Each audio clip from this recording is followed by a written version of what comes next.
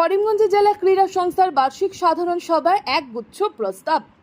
সংস্থার সাধারণ সম্পাদক সহ মোট 14 জনকে আজীবন সদস্য পদ প্রদানের সিদ্ধান্ত। 5টি শিক্ষা প্রতিষ্ঠান, 3টি ক্রীড়া সংস্থাকে সদস্য পদ প্রদানের সিদ্ধান্ত। আজাদ সাগর পুষ্করিণী নিয়ে আলোচনা। আজ করিমগঞ্জ জেলা ক্রীড়া সংস্থার বার্ষিক সাধারণ সভা স্থানীয় বিপিন চন্দ্র পাল স্মৃতি প্রেক্ষাগৃহে অনুষ্ঠিত হয়। অতিথিদের বরণ এবং প্রদীপ প্রজ্বলনের মধ্য দিয়ে অনুষ্ঠানের সূচনা হয়।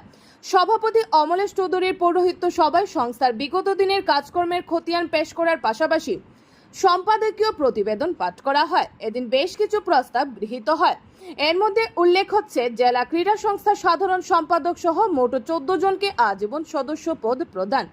করিমগঞ্জ জেলার 5টি শিক্ষা প্রতিষ্ঠান যথাক্রমে গৌর গোবিন্দ উচ্চতর মাধ্যমিক বিদ্যালয়, Tiny Hearts English Medium High School, Frontier Senior Secondary, Karimganj Senior Secondary School of Science and P R. Chowdhury Memorial শিশু নিকেতনকে সদস্যপদ প্রদান।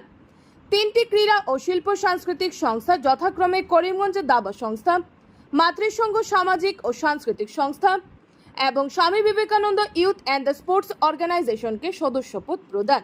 এদিনে সবাই উপস্থিত থেকে নিজের মতামত তুলে ধরেন উত্তর করিমগঞ্জের বিধায়ক কমলাক্ষ দেবপুরকাস্ত, জেলা বিজেপি সভাপতি সুব্রত ভট্টাচার্য, পুরপতি রবীন্দ্রচন্দ্র দেব।